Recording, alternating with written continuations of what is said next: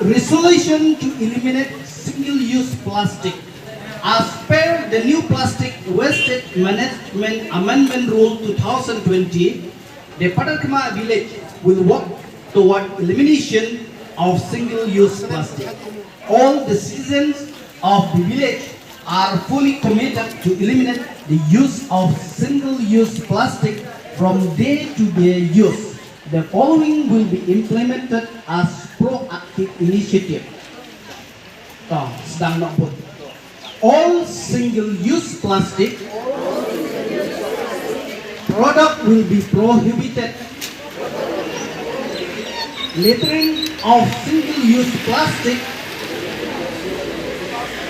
will not be allowed. Community level awareness campaign around the elimination of single-use plastic will be launched. The village will work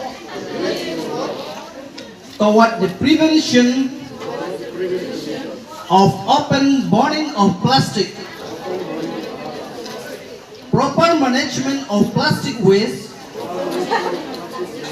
will be implemented as per the guideline issued.